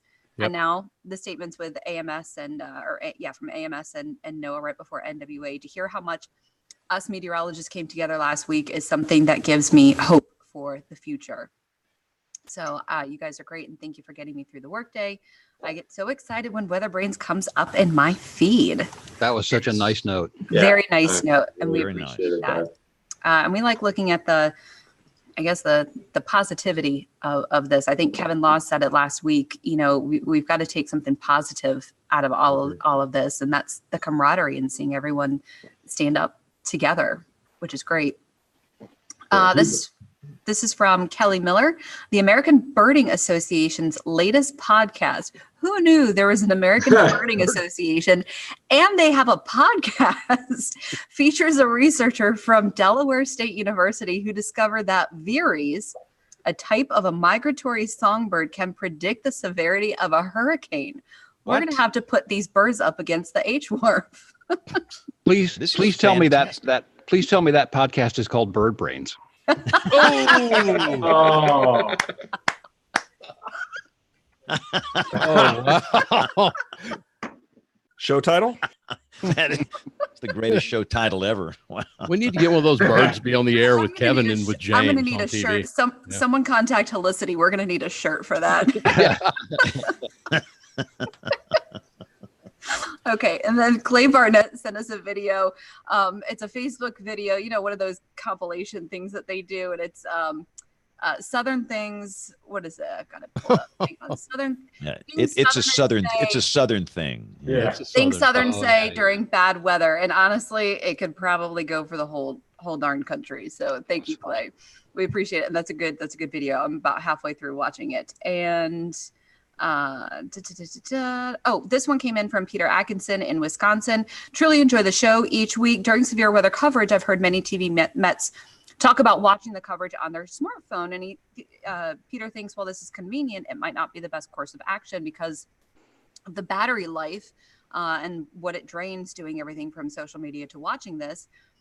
So he doesn't think that this is advisable, that radio is still the best option. And I'll say for my area, I think it would be the best because, we don't get big tornado long outbreaks like they do in Alabama. And usually your storm coverage, if you are under the gun in a tornado warning, it's not going to last more than half hour, an hour at the most, or maybe even an hour and a half if we have some really big active weather. So I think for some people, and it might just depend on where you live, how long the coverage is, and that might just be something that each individual person has. And a lot of us have the portable chargers now. The I don't know, what do you call them? They're the portable things. So I don't know what else does any of you guys say? Troy just held something up. Yeah, that I'm just talking about these things where you get 7 or 8 charges for Mhm. your iPhone, which are nice to have. And I've got a couple of them sitting on the desk. Got to go in the backpack here in a few And minutes. those are pretty cheap too. There's a company called Very. Anchor that makes a really good Yeah. one. We have a couple And of that's I've got 2 anchors right there. In fact, that about 7 hours each or 7 charges each, and I carry those in my go pack when I go out and do work. So always carry those around. And you know, a lot of other things too with live coverage on TV. We've got what's it called, News On, that app that allows you to go to local stations in markets around the country. And I've sat around and watched James cover live weather events in Central Alabama before on me too. That's a great app. It's called News On. And News On. I have not heard of that one. Yep. yeah, it's got And it just and it will automatically, because I have a hard time sometimes finding the live stream link. No, it actually, and I think James will follow up on this, but it actually has a map. If you go to the map, it'll show you the United States and show you which television stations have that availability. Not only can you watch their live coverage, but you can go back and catch their 5, 6, and 10 previously that's recorded and online as well. Those have some challenges though because of copyright. The broadcasters go after those types of things. You know, another thing would help with the mobile phones too is if the silly, and I won't name any names, there's only 2 of them, mobile phone OS manufacturers would use the hardware that they're sitting on and actually make the FM receivers that are built into every phone functional. Because during severe weather, I know a lot of stations go to simulcast with agreements they have with stations, or maybe they own a station, and that would be a lot better on your battery. There's no money in those though. It'd have to. I think it would have to be somebody would have to require that before Apple and you're probably right. Ever do that, sadly. And just get down to the bottom line. How many stations are not most of the time, auto programmed, except for maybe the morning or late afternoon rush? Now, I'd realize in the big cities, you've got your news talk stations, but so many stations have previously recorded programming running a lot of the time. Yep. All right, so that's what I have this week for the email segment. email@weatherbrains.com. Go ahead and send us a link, what you like about the show, maybe a guest suggestion with some contact information, or a topic that you'd like to see. We had some great emails this week, so thank you, everyone, for sending those in. Awesome. So before we do picks of the week, Tony, you wanted to ask Jason a question about his platform. Yeah, so Jason, I've got a number of meteorologists around the country that I'm in contact with, and I'll go ahead and give a plug out there for myself. I'll pimp that. So if there's any students, I'm happy to add students to the list, and definitely broadcast Mets, and I've got a couple NWS. Anybody that's interested, I produce a weekly email list that focuses on naked eye astronomy. Things like rocket launches, interesting things in the sky. Hit me up on Twitter. I'm RTP Hokie, which Jason has already given me grief about my affiliation there. But I'd be happy to add more folks to that. I got about 300 Mets around the country. But I've got a couple people on that list, yourself included, from the from the print media. So I'm just curious if you could give us your thoughts on what it's like, any changes that you've seen in the industry, or the future you see it covering weather in print. Sure. So just to set the record straight to start off with, we don't consider ourselves a print news organization anymore. We consider ourselves a digital news organization. Well, everybody does. Multimedia news organization. In fact, by far, we are most consumed on digital platforms. Our newspaper subscriptions have been in decline for years, and most of our resources are online. And frankly, I would say most of what we do with weather coverage is in the online space. Now, some of the articles that we post online are what we call reverse published and put in the paper, put in the print edition. We are what we're all about now, especially from a weather perspective, is delivering weather information and news on platforms where people are consuming information wherever they are. So we are, of course, online. We have our print edition. We have a radio partnership with the local NPR affiliate. We do the forecast for the morning and the afternoon drive. So in fact, it's the #2 radio station in the DC market. We are doing a lot more video content. We recently expanded our team to add a third meteorologist, Matthew Capucci, who is keenly interested in helping us grow our video presence. We've done video over the years, but we're ramping that up, and we're trying to experiment and figure out what platforms are best for online video. And we're also on Alexa. I mean, Amazon Echo. We make our forecasts available through that. We have it through Microsoft Home. So we're serving our audio forecasts not only on the radio, but on those devices. So it's a mix, and of course, as any meteorologist in the news industry now has to be, we're very engaged on social media. So it's multiple platforms, it's text, it's audio, it's video, it's everything. And that's what we have to do. We have to find where our audiences are, what formats they prefer, and then we have to serve them that information in those formats. So that's what our goals are, and we have to evolve and keep moving. I think we're a little bit different in that we're one of the few historically print news organizations which has a weather team of several people. So it's myself, it's Andrew Friedman, who's my deputy editor. He just started about 2 months ago. He replaced Angela Fritz, who I think was on the show. Angela's great. She was ready for new opportunities. So she's actually now a deputy editor for the Post General Assignment Desk. So she's covering everything. So we brought in Andrew to fill her slot. Andrew has a lot of background, especially in climate reporting, but he's also a weather geek, has been since he was a little kid, like many of us. And Matthew is like, some of our editors call him Doogie Howser, because he's like, no, he's just like, he's graduated from Harvard. He presented his first AMS paper when he was 14, and just tons of energy and tons of talent. And we got to figure out a way to leverage that. He's already becoming a star on the radio here in the DC area. People love him on the radio. He's got a lot, he injects a lot of personality. He's funny, and he's got a good radio voice. So we're trying to grow what he's doing, and hopefully get him even more onto the video side of things. But he's only been here for about, yeah, sure. I got one question, and I do have to go do the late news here. So Troy or John, you guys can wrap this thing up with picks of the week. I'm going to ask, and I'm going to hang up and listen. Okay. So when you have a tornado warning for the district or a county around there, do you go wall to wall video on some platform? And if so, how does that work? Yeah. So we've, since Matthew came on board, we have, during severe weather events, gone live on Facebook, and he's done wall-to-wall radar coverage using RadarScope. So we have done that, and we're planning to continue to do that moving forward. We're just trying to figure out whether Facebook Live, YouTube, or Periscope, or whether we can work with our video team to simulcast them on all three of those platforms. That's what we're hoping to do. Wow, that's right. Jason, again, I have no reason to blow wind up your skirt, but at the same time, y'all have done an amazing job.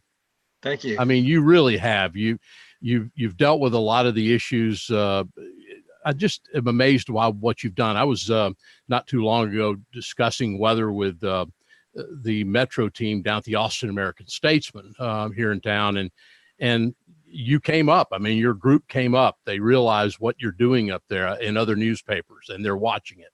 So good job. Thanks. I mean, I think one of the advantages we've had at the Post too is because the Post has kind of reinvented itself, not just as a local newspaper, but a national and international news organization. And that was kind of Jeff Bezos's influence, that we're that the national and the international content we do is actually consumed more than a lot of our local content, because that information really scales. So wherever there's a big weather event going on, we cover it, and there are readers for it. And our stories tend to do well on search, like Google News and Yahoo News. And the Post has a news service which syndicates our stories. So because the Post has become more of a national news organization, that's helped us out. I mean, our bread and butter is still our local content, because our local readers are our most loyal, and they're who we build a lot of trust with. But in terms of where we get the clicks, most of our clicks now, it's actually the national and the international work. That's interesting. You guys do deserve credit. I'll echo what Troy says, because there's I can't remember where it came from, some great quote about the internet in general and journalism, and whoever said it said, as far as journalism, and I'm including us in that, our house is on fire and it's burning down, and we're still trying to throw water on it, and we're not focusing on building a new house. And you guys are taking the time to do that, and it can't happen overnight, but you've been working on that and experimenting with that, and none of the others are, and I think that's credit worthy. Well said. Yeah, thank you. Appreciate that. I agree. Jason, I wish I'd had an opportunity to write for you again. I really enjoyed that, but that. Yeah, you did some good pieces. It's time consuming though, right? It is, and I just don't seem to have the time right now. But hey, don't count me out. Okay, sounds good. Well, any of you want to write an op-ed, for example, on why the Weather Service needs an app? I'd run that. Wow. I might write it, but if any of you want to write it, I'll run it. So let me know. All right.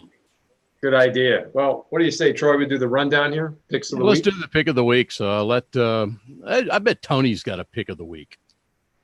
So my pick of the week is the down and dirty, gory, detailed analysis of the Apollo 12 incident. So I passed that link along, and if fix yourself a nice cup of coffee tomorrow morning and pay through that, it's fascinating. There's a lot of atmospheric science in there that explains what's going on. Yeah, truth be told, Tony, I started reading it before the show tonight. It is fascinating. Thanks for pushing that along. Well, Kevin's working on his phone there. You got a pick of the week there, man. I'm totally paying attention. I do. I sent it along. It's actually a historical piece. It's on Politico, and it's called something that I can't find on my computer right now. But it's the nasty political fight over the first weather forecasts. And I'm sure Bill would love that because he's being a historian. But it's a really good article. Given that I have to go TV, I'm gonna have to take a quick swipe at anti-social media before I go. But I want to do it in relationship to the events of the last 2 weeks. And I wish James had not had to go. But at one point early on in this, James, having retweeted the president, was getting a lot of hate mail and tweets and a lot of this stuff. And at one point he wrote something that really struck me. He said something like, when does this end, this onslaught of nonsense and garbage that he was getting? And I'm really sad to say that the answer is it doesn't. No. It's going to continue to get worse. And I'm really kind of surprised at us as an enterprise. I mean, we look at trends, right? Our whole existence is trends. It's model trends, and the broadcasters look at ratings trends, and we're not watching the trend here. Yes, there is utility in social media, but we're ignoring what else it is doing to the enterprise and also the fabric of society in general. And I don't have any time to go any more detail on that, but I wish we would watch the trend. I wish we would pay attention to it. And I wish we would recognize that in response to James's question, it's not going to end, and it is going to get worse. So, yep. And on that note, there's a happy ending. There we go. Let's move ahead. Troy, your pick of the week. Pick of the week this week, because I mentioned it earlier in the show, you get a chance, go check out the Weather Service office up in Rapid City, South Dakota. They have an amazing upper air climatology page, which was where I got the precipitable water based on model output and percentage of normal. And it's a great page. And they've done a lot of neat stuff up at Rapid City, South Dakota. Hats off to the Weather Service office up there and all the folks involved. A great page. Yeah, that's great stuff. If you're interested in looking at soundings and sounding analysis, the Storm Prediction Center maintains that archive. But not only that the climatology of soundings is fantastic. So if you're interested, you're looking at some heat, right? How anomalous is this heat? Well, what's the 500 height record? Fantastic stuff. Yep, really is. Aubrey, you and I had a similar pick of the week, so I'll let you take it. Yes, and they're loud behind me because we're getting ready to, hey, pipe down. Spoken like a true chief. Title. Oh, you're muted. Okay, now, all right. Real quick before they drown me out, from the National Weather Service in New York, they tweeted out 20 years since Hurricane Floyd, September 14th to 17th. And actually, we talked about this at NWA and compared the track similar to Dorian, the impacts and how so many millions of people were evacuated that were not affected in this storm. And that didn't happen with Dorian. So, and what I liked about this link from NWS New York is they actually added a bunch of other links from other sites, NWS offices, SPC, so you can kind of go in and look at a lot of different information on Floyd. Yeah, thanks, Aubrey. My pick of the week also dealt with Floyd. It was a great article that was produced by NC State. See ya. Jason, pick of the week for you, sir. Sure, you're putting me on the spot, so I had to sort of think of this on the fly. But I just noticed on Twitter, Ian Livingston's Twitter feed, he created this cool map. He tweeted it a couple hours ago, which shows the most frequent cause of weather fatalities across the country, and some really interesting things. If you pull up Twitter, IS Livingston, this is from 2 hours ago. And what's interesting is it shows you the different hazards which cause fatalities across the nation and how much it varies geographically. And what struck me was that how many areas of the Southeast and Mid-Atlantic U.S. were the largest cause of weather fatalities is actually rip currents. If you consider rip currents a weather hazard, I mean, it's not wholly a weather hazard, but it's partially related. But of course, parts of East Texas up through eastern Oklahoma, parts of Missouri, Illinois, it's heat. Parts of the northern Mid-Atlantic, it's heat. Then in the northern Rockies, it's avalanches. So it's a really interesting map, which just shows how the life-threatening weather hazards across the country vary. And I've never seen the information presented that way. So pretty cool, interesting way of presenting data. And you can also, Jason, give a plug out to the Capital Weather Gang. Oh, of course, as always. Yeah, WashingtonPost.com/Capital Weather Gang, CapitalWeatherGang.com, CapitalWeather.com, any way you want to get us. Google Capital Weather Gang. But yeah, and actually, this map that Ian produced, James shared on his Twitter feed. So James liked it as well. Just pretty cool visualization here. Great. Thanks, Jason. And you bet. Once again, that just shows the importance of the National Weather Service, who are located throughout the country, who deal with all of these weather hazards. Troy, any final comments? No. Send me some colder air, Dr. John. I need something. If it comes in back door from up your direction, I've got to get some colder air. I'm sick of this 100-degree temperature down here. We're expecting lows in the 50s here in Raleigh this week. You can come join us. Back it this way, back toward Texas. We're trying, but it's still not that time of year. We got to get a little bit later. But really, we saw midsummer cold fronts down here, Dr. John, but we haven't had a cold front so far in September. We've gone through half the month down here. We've had no cold frontal passage. And really, I don't see anything over the next 7 or 8 days around here other than maybe this weak upper and mid-level disturbance coming off the Gulf, but that has no air mass change with it. So. Nah, Troy, we're stuck with this anomalous heat engine in the central part of the country. We got to break it down, but I think it's going to take a week or two. I agree. Well, hey, John, how many more 90-degree days in D.C.? We're up to 57 now. Is that right? Yeah. Really? 50? Is that a record? No, our record's 67 from 1980 and 2010, but this is top 10. Yeah, wow. I'm sure you're done with it too. Oh my gosh, yeah, totally over it. And it looks like next week's gonna be hot again in the east. So once again, I agree with you. There's this 588 ridge. It wants to keep poking its head towards us. Yep. Well, we have reached 11 o'clock. All my clocks are going off here at this point. Once again, you have spent another Monday evening with us on WeatherBrains. We are on every Monday evening, unless we're at the NWA doing it live, from 9:30 to 11 Eastern Time, 8:30 to 10 Central. Thanks a lot for joining us. A special thanks to our guests, Tony and Jason. Great to have you guys with us. Always fantastic discussion. And if you got some email for us, you can get us at email@weatherbrains.com. Have a great evening, everyone. Take care. Thanks, guys. Good show. Thank you.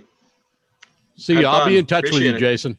Sounds great. Yeah, no, we're going to have to follow up on this because this is getting out of control. Yeah, I agree. All right, sounds good. Thank you, guys. I just dropped you an email. Check it when you get a chance. I had a question for you. Sounds good. Thanks. Thanks, everyone. Thank you.